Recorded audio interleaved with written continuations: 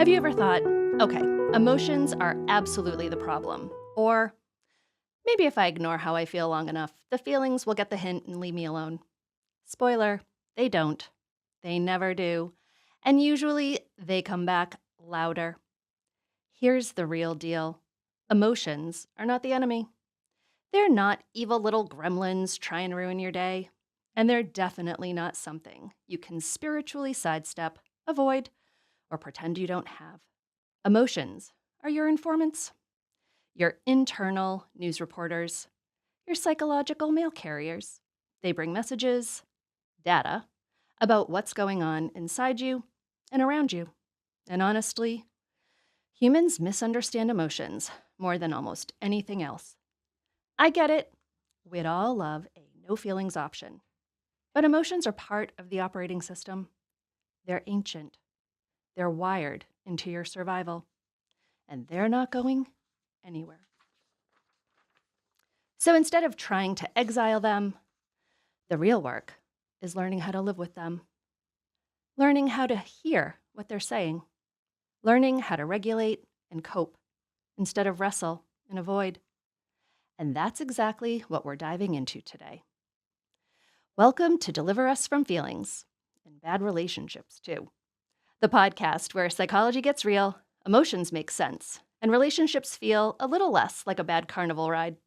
I'm your host, Rita, a cognitive behavior therapist and trauma recovery specialist, helping you navigate emotional chaos, unhealthy behaviors, and the wild world of relationships with clarity, humor, and real-world tools you can actually use. So roll up your sleeves, grab a glass of water, and take a deep breath, because we're about to dive in.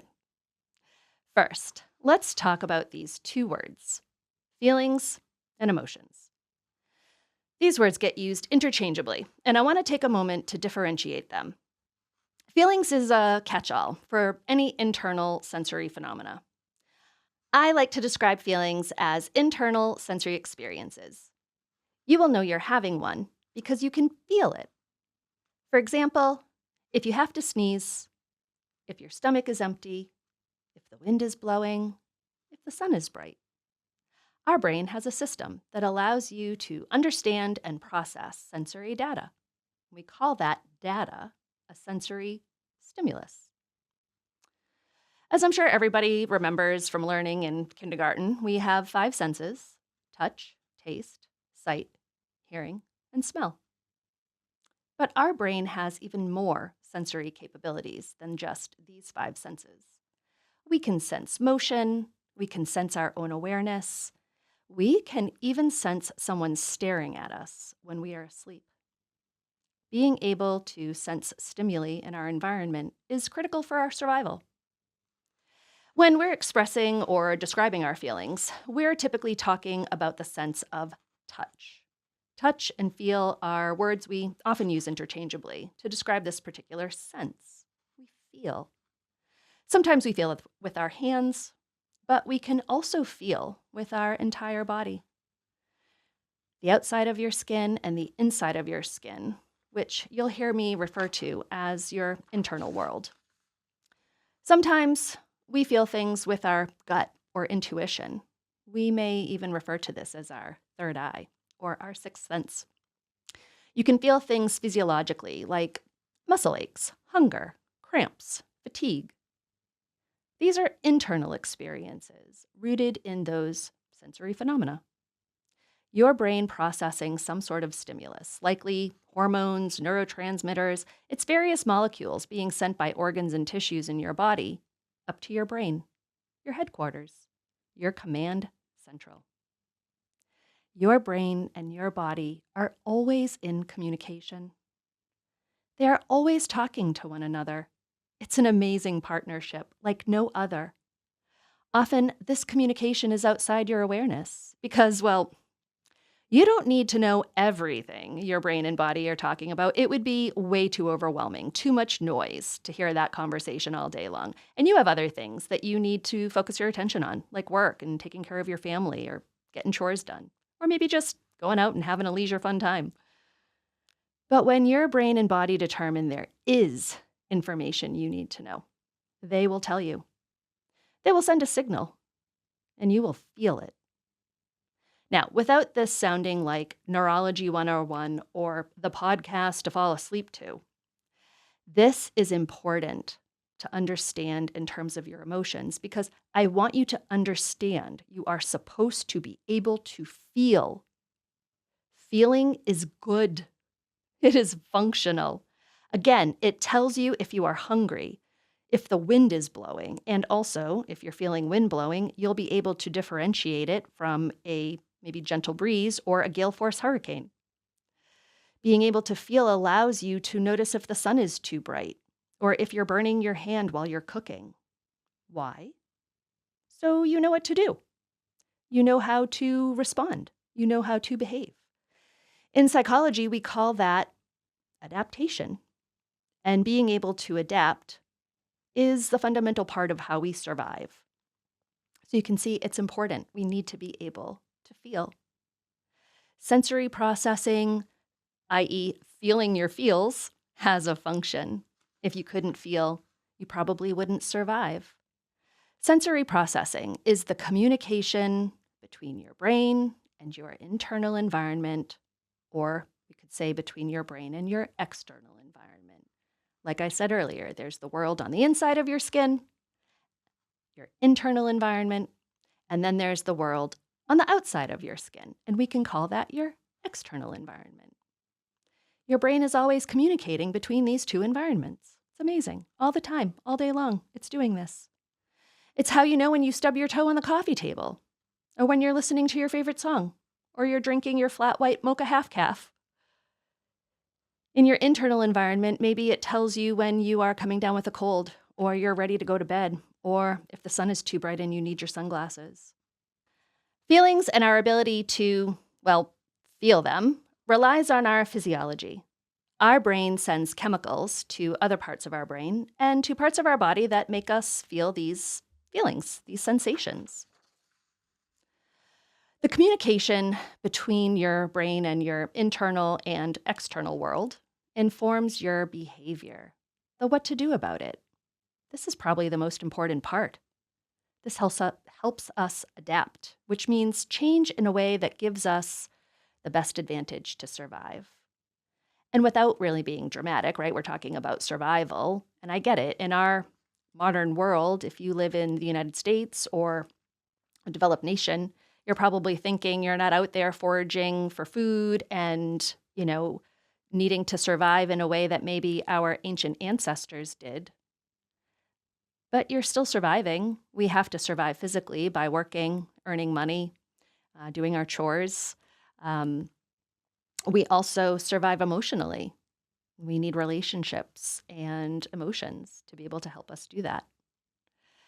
So without being too dramatic about survival, we can say that survival means we overcome hardship and challenges so that we're able to be effective problem solvers. And that does allow us to live.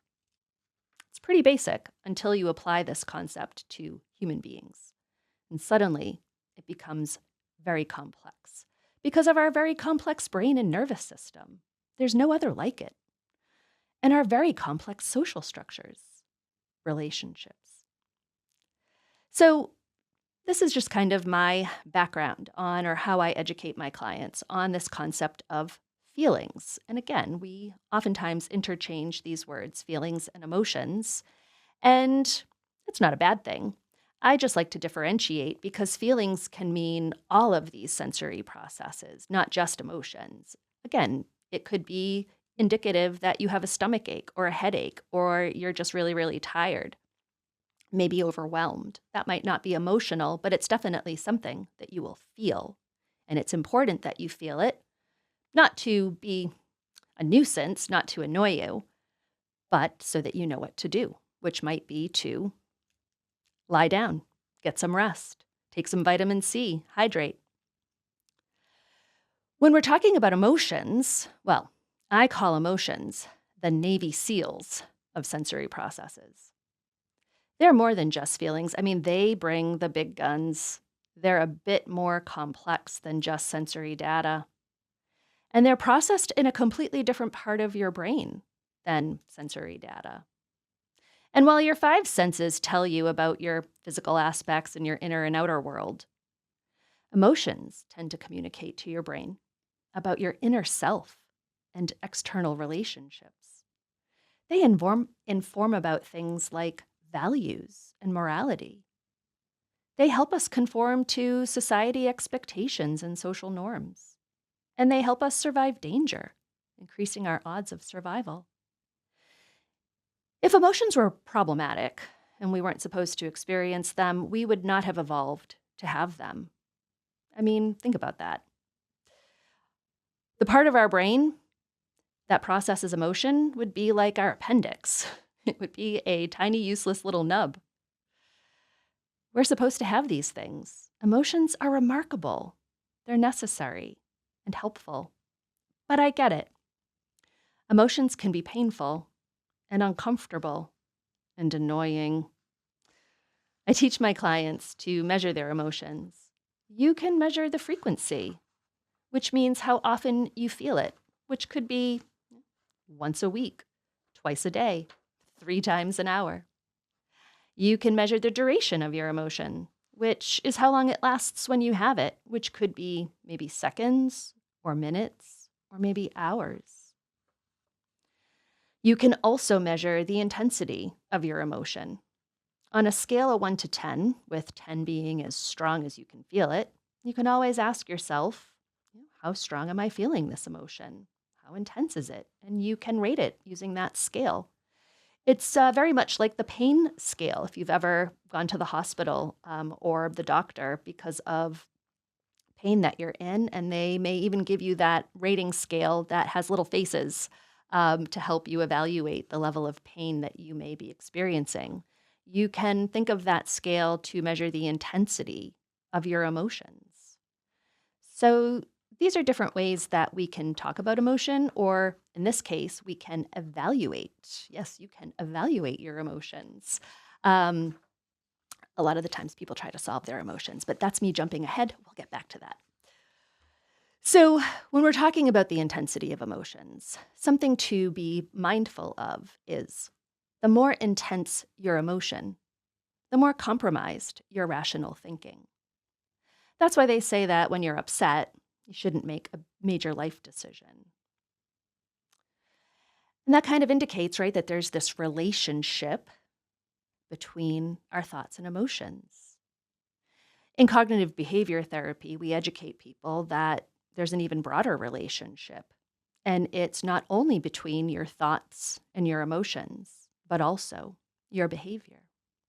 And that cognitive behavior triangle, also called the CBT triangle, CBT meaning cognitive behavior therapy, it's just a little visual symbol, little graphic that kind of represents this relationship, kind of shows, through a very simple image, how thoughts, behaviors, and feelings can affect one another. Part of what that means is it isn't necessarily a situation or someone else's behavior that makes us feel what we feel, but maybe the way we experience it. Again, think of those sensory processes. Or maybe it's the way we think about it, what it means for us. For example, here's a just very basic example. After sitting in construction traffic on your way home from the hair salon, you get home, you've been sitting in traffic, you're frustrated, you're tired, maybe you're hungry, maybe needs to go to the bathroom, and it's never fun to sit in traffic. But you get home, and your husband makes a comment about your new haircut right when you walk in the door. You sense tone and think his comment is rude, and you feel angry. And your anger affects how you think, and you think angry thoughts that reflect the way you feel, and it affects your behavior, and you tell your husband to piss off. Pretty basic example. I'll come back to this example later, maybe not in this episode, but in another episode, because we can have a lot of fun with this. I can play around with this context and it will play out differently. I can change the different points of that triangle with different emotions, different thoughts, a completely different context, like maybe not a husband and maybe a mother or a daughter or a best friend or a coworker, right? The context can change, and therefore so can our subjective interpretation. Sometimes there really isn't anything subjective. Toxic people, toxic behavior will always make us feel ill, and there's no other way to interpret that. Devaluing, disrespectful behavior towards us will always make us feel poorly, and it has nothing to do with our thinking and everything to do with that sensory processing. But I could go off on a tangent about that. I will restrain. And again, there will be more podcasts in the future that we will talk about unhealthy relationships, unhealthy behavior, and how it really affects us and what to do about it, because that is very important.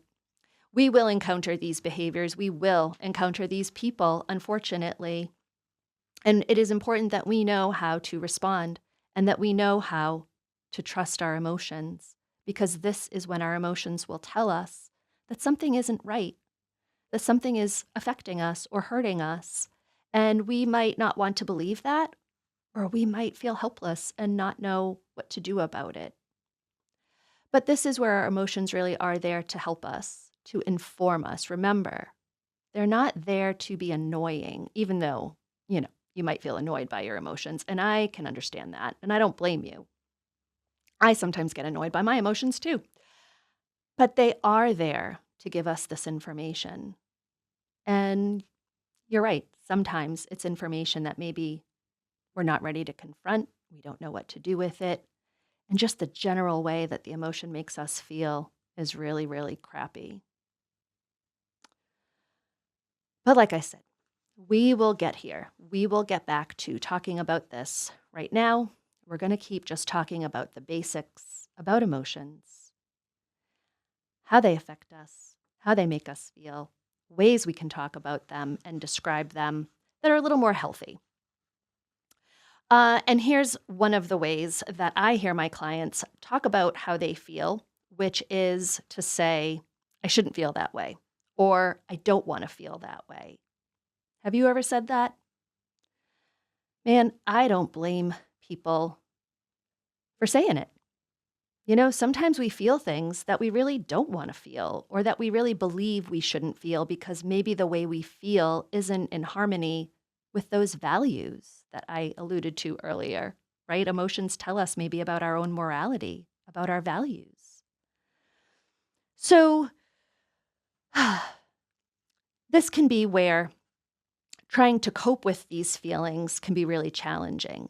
But this is a part where those thoughts, remember we were talking about how we think and how we feel can be related. Well, when we tell ourselves that we shouldn't feel a certain type of way, what happens is it denies the reality that we are feeling that way. And that gets in the way of us being able to cope or work through the way that we're actually feeling. So a lot of what therapy does is help people reframe.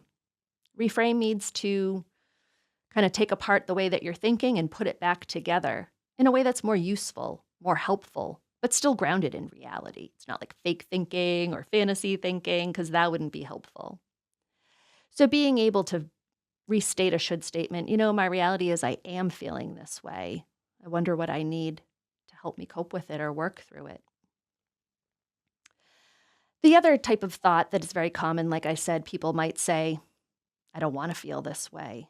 And again, if it's a really crappy feeling thought, I wouldn't blame a person for saying that. But like we said earlier, if we weren't supposed to be feeling feelings, we weren't supposed to have these emotions, through evolution, they would have disappeared. So that emotion is important. It's trying to tell you something, even if you're not quite sure what, or even if you already know what it's trying to tell you and you're like, I know emotion, go away now. So it's important that we are able to validate our experience of the emotion. Again, we can't help how we think. We're going to have spontaneous thought show up in our noggin, just like we're going to have spontaneous emotion show up in our body. But what we can do is be aware, and we can validate and say, you know what, it's okay for me to think this way, but I am having this feeling, and I wonder what I need to do to cope with it. Again, it's okay to say, I wish I wasn't. I wish I wasn't feeling this way, but I am. Validating ourselves is really important. Just like if your loved one were to come up to you and say, this really awful thing happened in my life and I'm feeling really sad, we're likely to validate them and say, I don't blame you. I'd be really sad too, and you have a right to feel it. And maybe we try to cheer them up. But sometimes what that friend needs and what we need when we're the friend is for someone to just let us feel it and say, it's okay to feel it. And I'm here with you. What do you need? A hug? A glass of water? Go for a walk? Do you need to grab a pillow? Scream into it? So being able to work through our emotions is something that's really useful and helpful. It's not that we're just supposed to acknowledge them and feel them or hear the message that they're trying to tell us. Emotions have a job to do. I tell my clients it's like a washing machine. So you put your clothes in the washing machine, you put some detergent in there, and you hit the button and it starts. It fills with water, it agitates the clothes and the water and the soap suds, and it washes your clothes. And then it cycles. So it spins the clothes, fills the washer with new water, fresh water, that's to rinse all the soap out, and then it cycles again. It agitates again to get the soap out of your clothes, spins it again so that they're not sopping wet, so you can throw them in the dryer or hang them up and they'll dry and you can wear nice, fresh, clean clothes. Well, have you ever started the washing machine and then, I'm knocking on wood for you all, your washing machine breaks? Or maybe the power goes out in your home? And what happens? Ugh, you've got a mess. You've got a washing machine full of maybe half dirty, half clean, soppy clothes that you can't throw in the dryer, can't wear them. And you don't even know where the cycle is, maybe, if they're in the still washing phase, the rinse phase. Your emotions are kind of like that washing machine cycle. They need to complete a loop. They're there to do a job. And so what can happen is we start to feel them and we're like, no, I don't want to feel this. I shouldn't feel this way. This feeling is bad. And we try maybe not to feel it. And what happens when we do that is like that washing machine cycle that gets stuck in the middle of a wash. And you got a mess. You got clothes that you can't throw in the dryer or hang up or wear because the cycle hasn't completed. Now, unless you want to go to school to be a neurologist, I will spare you all the reasons behind that. What you need to be aware is that the emotion is there to complete a cycle. It really is. It's there to do a job, even if you're not quite sure what that job is, even if it feels really uncomfortable. And I promise we will get into some of the mechanisms of that in later episodes, like emotions like shame and sorrow and fear. They are functional, albeit they are incredibly painful and uncomfortable. So we want to make sure that we don't label emotions as good or bad. And they're not positive or negative either. There's no such thing. There's no such thing as a good or a bad emotion. There's no such thing as a positive or a negative emotion because all emotions are functional, meaning they serve a purpose, right? They're like that washing machine. The washing machine serves a function. It's not good. It's not bad. It's there to do a job. But sometimes it might break down in the middle of the job, and that can be frustrating. So your emotions are kind of like that washing machine. They're there to do a job, and we got to let them complete their cycle. So one of the ways that we can describe emotions, since we can't use good or bad, right or wrong, or positive or negative, we can describe emotions based on how we experience them. Remember when we were talking about sensory processing? So we do process our emotions, right? We know that we're having an emotion because we can feel the emotion.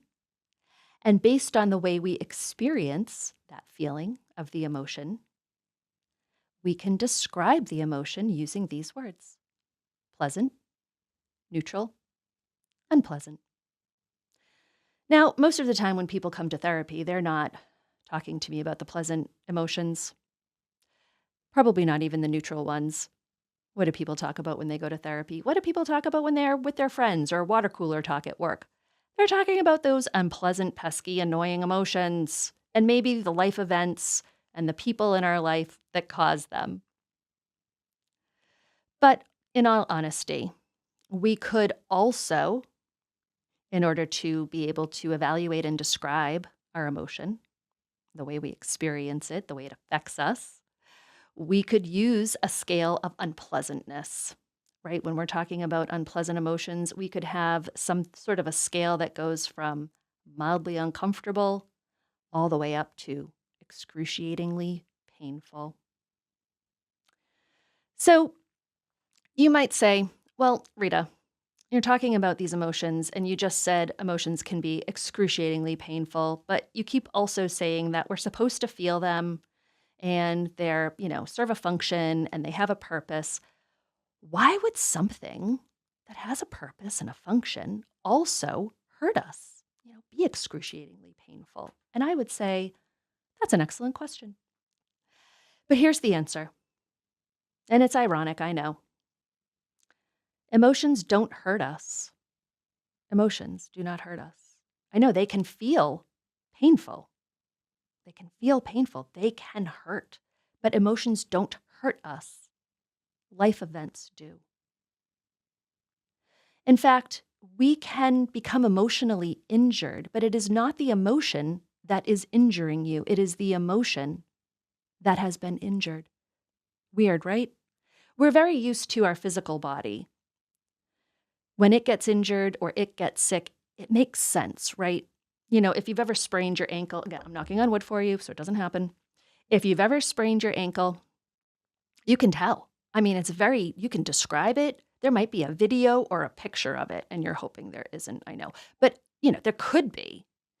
And when you go to urgent care or the emergency room, they can also take images of it, right? They can take an x-ray and they can look at it and evaluate it, and you can see it with your eyes. Not only are you sensing the injury, you can use another sense called your vision.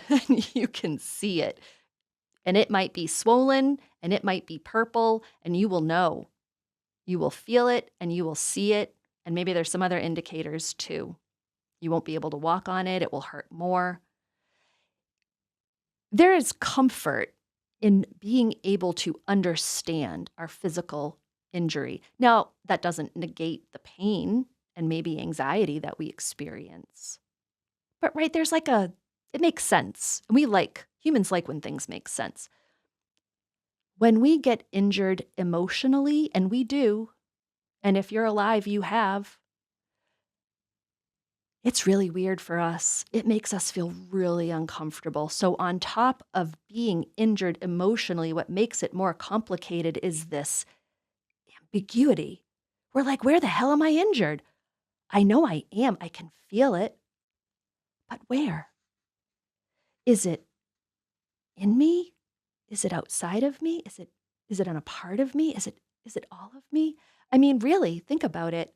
It can feel very external. It can feel like you're in a fog or like you're falling into some sort of emotional well. It can feel very, very uncomfortable. It can feel very scary. And so that's when sometimes we have these things called secondary emotions, where it's like you're already dealing with something, but now you're having some sort of emotion to the first emotion.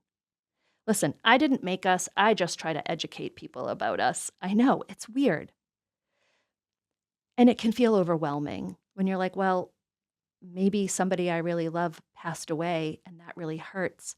But now because I don't know how to measure that hurt or where it is in my body, or can I get it x-rayed? Can they do a blood panel for this? Like maybe we doubt the injury because we can't quantify it the same way that we can when we're physically injured. And that makes us feel worse. And it can create doubt. And maybe we get in our head, right? Remember, there's a relationship between how you feel and what you think. And you might start to get in your head and go, what's wrong with me? Why can't I get through this? Why can't I just get over this? And maybe other people don't help. Maybe they say similar types of things. Oh, you're still upset about that? Maybe you're too sensitive. This is what makes it tricky. This is what makes it really challenging and confusing. And if you've ever felt this way, let me tell you, you're not alone. It is part of the human condition. And it's where we all struggle, every single one of us. Sometimes we figure it out. Maybe there's somebody in our life who has some wisdom they're able to share with us, and we learn how to figure it out. Other times, maybe it's a book or a YouTuber or a podcast that we happen to fall upon that gives us some wisdom and some clarity. And maybe it's a therapist we go to who helps us in this type of a way. But what I want to tell you, my dear audience, is this. There isn't something wrong with you if you've ever felt this way. It is normal. It is part of the human condition, even if it is incredibly uncomfortable and incredibly scary sometimes. It is normal and it is healthy. We get injured emotionally, and it can be incredibly confusing to not really understand the nature of that injury or even how it happened. So if you're looking to learn more about that, I hope that you will come back and listen to more of my podcast, because we will get into it and we will learn. There isn't going to be one podcast that covers it, because it will talk about it in lots of different ways. Things that are called ambiguous loss. It could be part of just regular loss. Could be something that's part of a trauma, something that's happened. And this is just one way we can experience emotions, right? Emotional injury, where we might feel deep sorrow, grief. I mean, there's lots of emotions out there, right? And if you're a human being and you're listening to this, that means that you can feel a lot of different emotions like anger and happiness and joy. But before we part ways today, I will say a couple more things about emotions. And that is, emotions aren't meant to just be experienced or felt. You know, people will say, all right, Rita, well, you're talking about like emotions tell us if we've been injured, or emotions tell us if, something's going on. So we're just supposed to suffer. We're just supposed to like suck it up and feel it. Like what? Okay, what do we do about it? And again, I would say if you're asking that question, that is an excellent question. And I do have an answer for you. I'm not always going to have all the answers, but I do have an answer for that question if you were thinking it. And what we're supposed to do with emotions is not only listen, but we are supposed to cope with them, work through them, maybe even overcome. Emotions like sorrow help us heal. Emotions like anger help empower us to overcome and move forward. Emotions like guilt and shame help us adjust our behavior so that we conform to our sense of morality and values and ethics. Emotions aren't there to make us feel like we're less than. But if you've ever felt that way, I get it. I have too. And so have a lot of other people. My clients talk about it all the time in session. That sometimes the way we experience our world or ourself, that little feeling pops in that, oh, not good enough, less than, right? It doesn't mean you are. I mean, while emotions are sensory processes, sometimes they get misinterpreted, right? Earlier in this podcast, I mentioned that emotions can be one of the most misunderstood things that human beings misunderstand. And this is an area where it gets tricky. So just because we feel a certain way doesn't mean we are that way. And that's important to remember, because you're never less than, and you are always good enough. Even if you feel something in your body that is contrary, you can use your mind to remind you. You can write it on a sticky note and stick it on your bathroom mirror or take a picture of it with your phone, and you can pull it up anytime you need it to remind you. But you are good enough. Emotions are just telling you that something's happening. Remember, it's molecules. It's a signal. And they can get misinterpreted by our brain all the time. Why? Well, because we're not perfect. We're not a machine. We're a human. And there is room for error. This is a big part of what people talk about in therapy. Not that they make mistakes, but learning how to interpret these signals, this data, the sensory data, the Navy SEALs of sensory data, emotions. It can be confusing, and we need a little support, all of us. We're not born knowing this stuff. It seems like we should be because it's our body and it's our nervous system, but the truth of it is, you have to learn.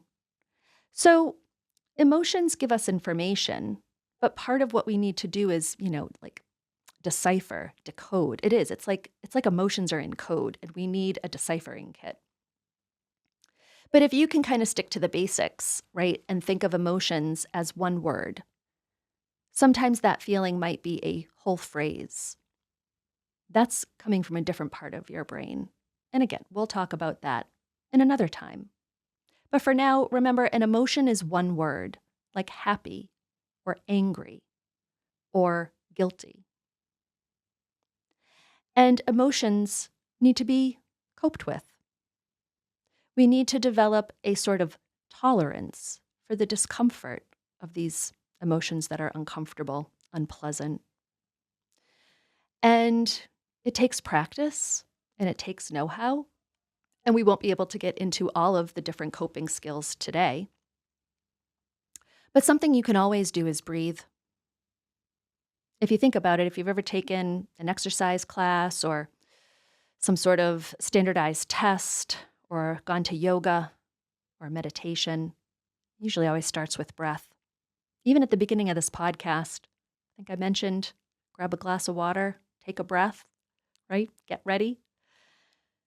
So we work through the discomfort of emotion by breathing, number one. There's some other strategies, and we'll get into them later. But if you can remember this one simple thing, because you always have it with you. You always do. And when we are in that high intensity of our emotions, even the ones that feel pleasant, think about it. When you're happy, when you're excited, your breathing will change. It will get faster, shorter, shallower. And so being able to slow your breath down, right? Remember we were talking about the pain scale, and if you've ever, unfortunately, again, knocking on wood, gone to the doctor or the hospital for pain, and they're evaluating, how strong is your pain, they might tell you to do some breath work to try to manage that pain until you can get some other type of care and help, like medication. If you've had a baby, what do they teach you in childbirth class? How to breathe. So breathing is a way that helps us tolerate discomfort in our body, right? The physiological discomfort of pain, of stress, and of emotion. And something you can do is focus on that breathing and focus specifically on your exhale and trying to get your exhale to be a tiny wee little bit longer than your inhale. Try it. See how it feels.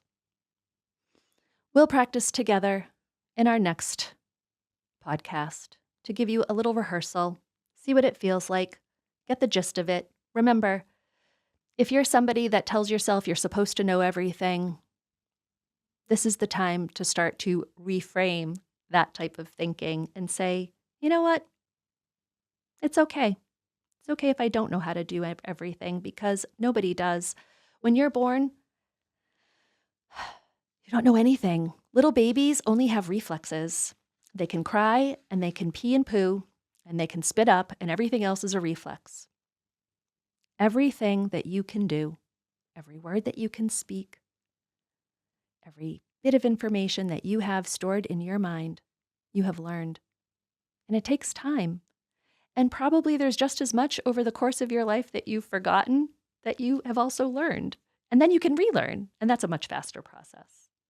So be patient, be kind to yourself. Remember, it's okay not to know everything. And learning how to manage emotions, cope with emotions, work through emotions isn't always something that we get taught. Again, sometimes maybe we figure it out. Maybe we figure it out with some emotions and not others.